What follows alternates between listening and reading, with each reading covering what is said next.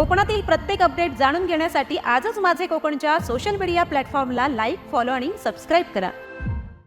नीट परीक्षेतील कथित घोटाळ्याच्या निषेधार्थ मॅग्सेसे पुरस्कार विजेते सोनम वांगचुक यांनी दिल्लीतील जंतर मंतर येथे सुरू केलेल्या आंदोलनाला सिंधुदुर्ग जिल्ह्यातून देखील पाठिंबा देण्यात आला। कुडाळ तहसीलदार कार्यालयासमोर ठाकरे सेना, काँग्रेस, मनसे आणि राष्ट्रवादी काँग्रेसच्या पदाधिकारी व कार्यकर्त्यांनी जाहीर निषेध धरणे आंदोलन केले।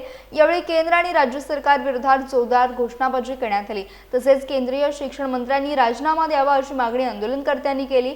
या आंदोलनात विविध पक्षांच्या स्थानिक पदाधिकाऱ्यांनी सहभाग घेत आपली भूमिका मांडली। यावेळी शरद पवार, राष्ट्रवादी काँग्रेसचे जिल्हाध्यक्ष अमित सामंत, मनसेचे जिल्हाध्यक्ष धीरज परब, ठाकरे सेनेचे तालुका प्रमुख राजन नाईक आणि काँग्रेसचे तालुकाध्यक्ष अभय शिरसाट यांनी माध्यमांशी संवाद साधला।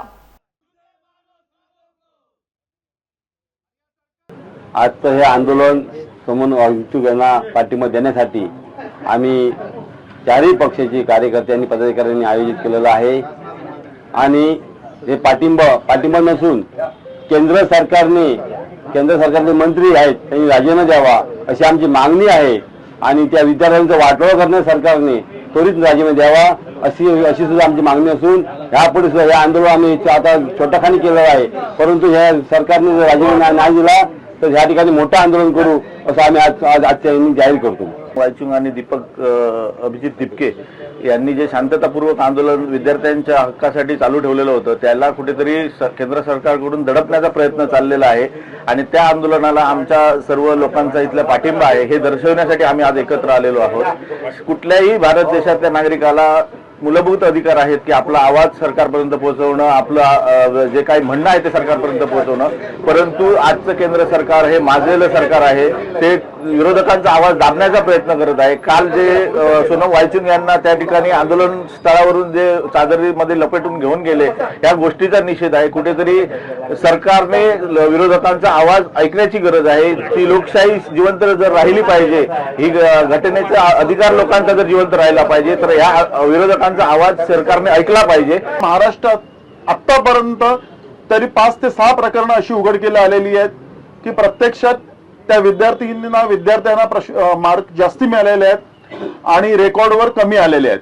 म्हणजे एवढं होऊनही आज हे शिक्षण मंत्र्यांनी, धर्मेंद्र प्रधान यांनी संपूर्ण देशाची शिक्षण व्यवस्था खिळखिळी करून टाकलेली आहे आणि कुठेतरी सर्वसामान्य जनतेची मुलं, नागरिकांची मुलं याच्यात होरपळून निघत आहेत। या सर्वांना पाठिंबा देण्यासाठी आज आम्ही हे धरणं आंदोलन केलेलं आहे।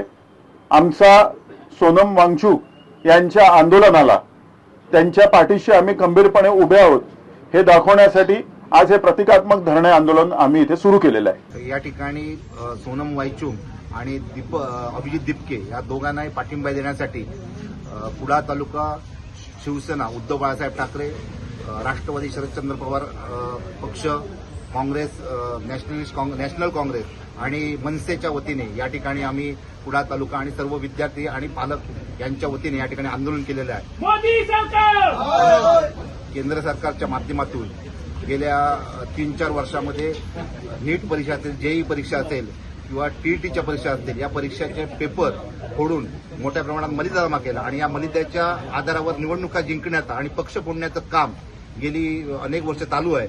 याचा निषेध करण्यासाठी आणि विद्यार्थ्यांचं जे वाटोळं झालं आहे आणि यामध्ये 27 विद्यार्थ्यांनी आत्महत्या केल्या या करण्यासाठी आणि धर्मेंद्र प्रधान यांचा राजीनामा मागण्यासाठी या ठिकाणी आम्ही आंदोलन स्वीकारलेलं आहे।